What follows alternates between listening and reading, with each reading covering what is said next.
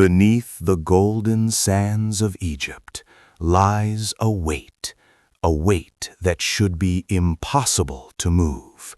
You see, we're talking about an 800-ton block of granite, transported hundreds of miles without a single wheel or even one iron tool.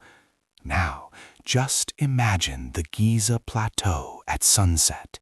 See how the long shadows of the pyramids stretch across the burning desert, masking a mystery that has endured for 5 long millennia. We look to the colossi of Memnon, those 2 towering sentinels standing guard over a vanished temple. These aren't just built from stacked bricks. No, they are monolithic giants, each one carved from a single piece of stone. I mean, they represent a scale of ambition that simply defies logic. Understand, these massive blocks did not originate in the desert. They were quarried from mountains hundreds of miles away and carried across a landscape that by all rights should have swallowed them whole. You know, history labels the Egyptians a simple Bronze Age civilization, a people supposedly limited to soft copper chisels, hemp ropes, and wooden sleds. Yet, they achieved engineering feats that would push even our most advanced modern heavy machinery to the absolute breaking point. It is a staggering paradox. How did a culture without the pulley or the iron engine move the weight of a modern skyscraper across shifting dunes and turbulent rivers? For centuries, you see, we have searched for the missing link in their methodology. The answer, as it turns out, is hidden in plain sight, buried within a forgotten scientific secret that turns everything we thought we knew about ancient engineering completely on its head. Stand before the colossi of Memnon, and you are not merely looking at statues. You are staring, truly staring, into the eyes of a physical impossibility. 2 monolithic titans, weathered by the relentless sun of 3 millennia, sit in silent vigil over the Theban necropolis. Each one weighs over 700 tons. I mean, think about that. The equivalent of 2 fully loaded Boeing 747s. Conventional history offers a simple explanation, right? Yet the logistics are anything but. These giants were not carved from the local limestone of the Valley of the Kings. Geological fingerprinting reveals they were birthed from the red quartzite quarries of Gebel el Ahmar near modern-day Cairo. To reach their final resting place, these stones had to travel nearly 400 miles across a landscape of shifting dunes and unpredictable floodwaters. Look closely at the ground beneath them. There are no ruts from massive wooden wheels. There are no iron tracks. In an era where we are told the pulley had not yet been invented, how exactly does a civilization transport the weight of a mountain across the length of a kingdom?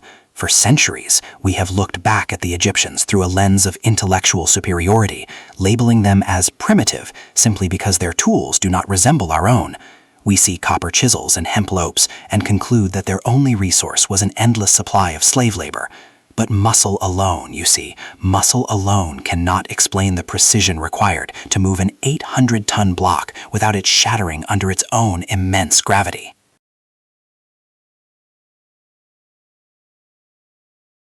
We have stared at these ruins and seen only a mystery, a riddle wrapped in stone that suggests a sophisticated mastery of physics we have long since forgotten. The absence of the wheel wasn't a limitation. No, for the Egyptians, it may have been an intentional choice. They weren't struggling to keep up with modern engineering. They were utilizing a different branch of science altogether.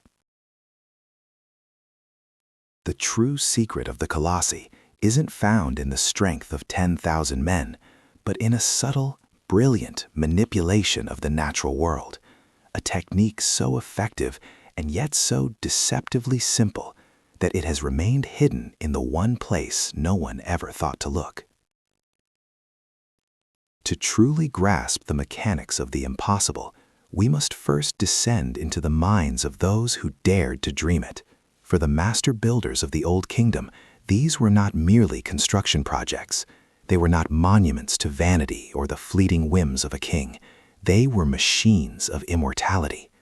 Every block of granite was a piece of the divine, carved from the very bones of the earth to ensure that the pharaoh, and by extension, the universe itself, would remain in perfect balance for eternity.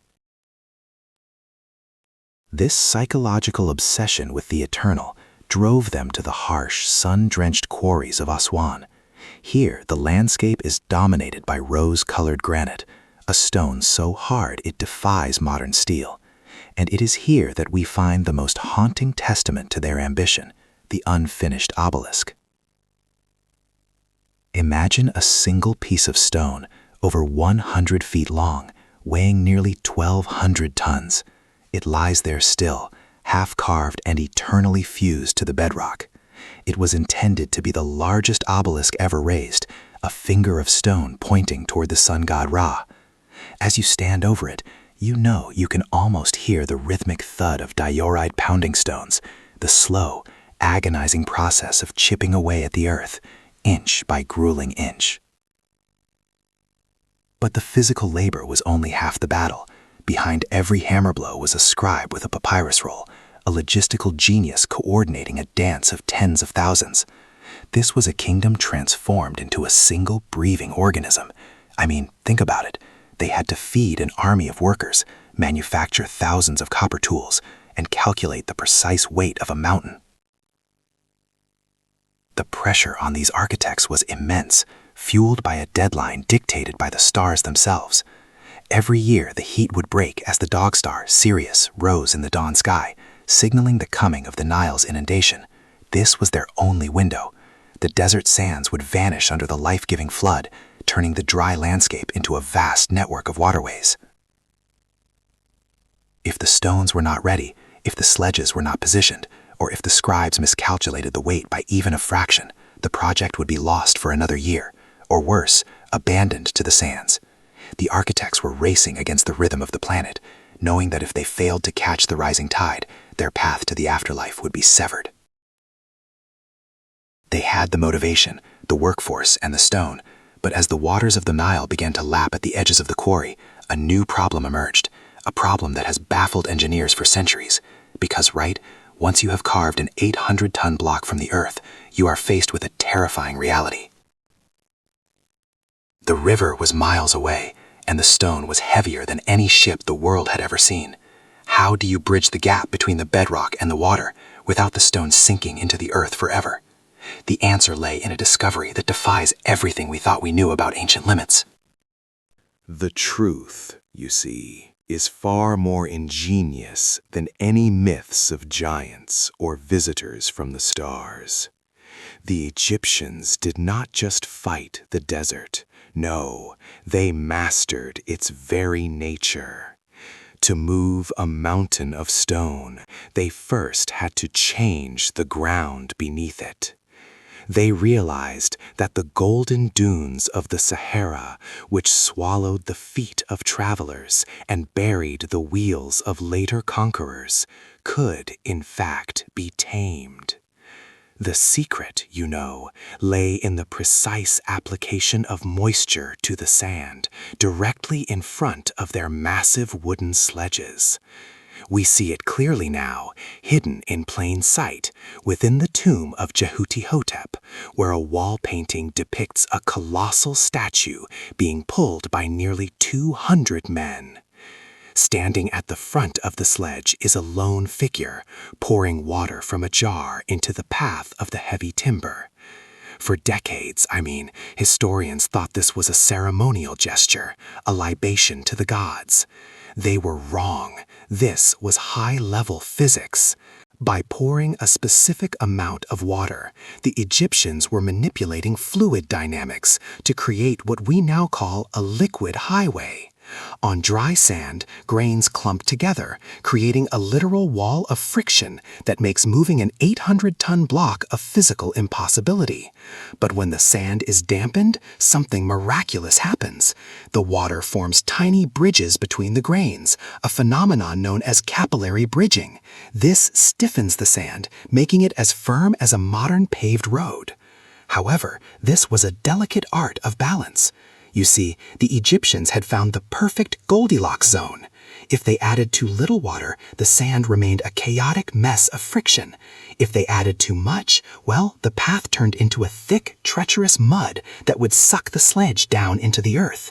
They needed just enough to glaze the surface, allowing those hundreds of men to pull with a fraction of the force that should have been required. This simple manipulation of the elements turned the most hostile terrain on Earth into a precision-engineered track. It was a triumph of observation over brute force. The path to the Nile was no longer a struggle of muscle against stone, but a smooth glide across a sea of controlled sand. Yet, as the massive monolith finally reached the banks of the great river, the Egyptians faced a new, even more terrifying challenge. Whispering, because even if you can move a mountain across the desert, right? How do you keep it from sinking a ship when you reach the water? Deep in the heart of the Aswan quarries, the silence is shattered by the rhythmic strike of copper against stone. But the final liberation of an 800-ton monolith requires more than just muscle. You see, it requires the patient, terrifying power of nature itself. To free a giant from the bedrock, the master masons drive dry wooden wedges into pre-cut fissures. They drench these wedges with water, and as the wood fibers swell, they exert a slow, relentless pressure that no mountain can withstand. With a sound like a distant crack of thunder, the granite surrenders, severing its tie to the earth for the first time in an eternity. Now, the true test of human will begins. This is not a chaotic scramble of labor. It is a symphony of precision. The stone is winched onto massive sledges carved from imported cedar, a wood chosen for its strength and resilience. Thousands of laborers, their skin glistening with sweat and coated in fine stone dust, take their positions. They are harnessed to hemp ropes, ropes thicker than a man's arm, coils of fiber that groan under a tension so high they hum like harp strings. At the center of this storm of effort stands one man, the singer. His voice rises above the desert wind, a rhythmic chant that dictates the pulse of the operation. On his signal, 1,000 hearts beat as one, 1,000 pairs of lungs exhale, and with a unified heave that defies the laws of physics, the 800-ton mass begins to crawl. It is a slow, agonizing dance across the desert floor, a literal mountain of granite sliding towards its watery gateway. As the scent of the Nile reaches the workers, the atmosphere shifts from exertion to sheer dread. Waiting at the riverbank are the great barges, massive wooden vessels engineered specifically for this impossible burden. The Egyptians have waited months for the annual flood, the moment when the Nile rises to meet them. Now comes the most dangerous moment in the entire journey. The sledge is positioned, the ramps are greased. The entire wealth and prestige of the pharaoh rests on this single transition. As the weight of the stone begins to shift from the solid earth to the deck of the ship, the wood moans in protest. The barge dips, the waterline creeping ever closer to the rim. One wrong calculation, one sudden shift in the current, and this treasure will slide into the dark abyss of the river, taking the empire's glory with it. The barge groans, settling into the water until it seems almost swallowed by the river. But as the ropes are finally cast off, the miracle occurs. The giant floats. Yet the river is a fickle god, and as the current begins to pull the heavy barge downstream, the engineers realize that the hardest part isn't staying afloat. It's how on earth to stop this 800-ton battering ram once it reaches the city of the living. The arrival of an 800-ton monolith was not merely a construction achievement, it was a state-sponsored spectacle that brought the entire kingdom to a standstill. As the barge finally drifted toward the temple docks, the air grew thick with the scent of river silt and the nervous sweat of overseers. This was the moment of truth. If the docking ramp failed, or if the distribution of weight shifted even a fraction of an inch, the stone and the reputation of the pharaoh would vanish into the unforgiving mud of the Nile. But the real cost of these colossi, wasn't just found in the engineering. It was hidden in the hunger of the people. Feeding a workforce of thousands required a logistical machine of near impossible proportions. Granaries were emptied, thousands of miles of irrigation channels were pushed to their limits, and the entire agricultural output of the Nile Valley was diverted to fuel the backs of men straining against ropes. A pharaoh's greatness was measured in stone, but it was paid for in grain and sweat. When the harvest failed, the silence in the fields grew deafening, turning these grand monuments into cold, haunting reminders of a kingdom's obsession with eternity. We see the high-stakes gamble most clearly in the scars left on the rock itself. Look at the unfinished obelisk in Aswan, abandoned where it was born. A single, jagged crack running through the red granite forced the ancient stonecutters to walk away from months of grueling labor. It was a failure that likely cost someone their life, or at the very least, their standing. For every statue that stands proudly in the sun today, there were dozens of shattered dreams left in the dust of the quarry. Yet even when the transport succeeded, the logistical burden only intensified. How did they move these behemoths from the water's edge to the temple courtyards without the benefit of a wheel to lighten the load? The answer lies in the friction, a desperate dance between human endurance and the stubborn laws of physics. But what if the secret wasn't just in the tools, but in a resource that has been scrubbed from our history books? I mean, there is one detail buried in the hieroglyphic records that most scholars have overlooked for decades, a detail that, quite frankly, changes everything we thought we knew about their power source. Walk with me into the jagged, sun-scorched silence of the Aswan quarry. Here, the earth itself seems to hold its breath. Before us lies the unfinished obelisk, a gargantuan slab of solid granite, frozen in time, abandoned mid-carve, like a titan's tombstone. To stand in its shadow is to feel the sheer, crushing weight of 800 tons of rock. And yet, look closer at the tool marks etched into the bedrock.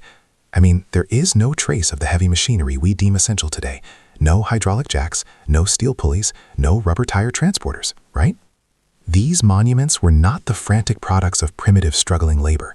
They were the ultimate legacy of a civilization obsessed with the eternal. While modern engineers puzzle over how to replicate such feats, the builders of the Old Kingdom looked at this mountain and saw a puzzle they had already solved. Their copper tools have crumbled into oxidized dust, but their mastery over the impossible remains, etched permanently into the very foundation of history. They did not need the wheel to conquer gravity. You see, they possessed a profound intuitive harmony with the physical laws of our world, a wisdom that allowed them to move the world itself with the grace of a master sculptor. It forces us to ask an uncomfortable question. As we stand amidst the debris of our own hyper-technological age, what simple, elegant solutions are we overlooking?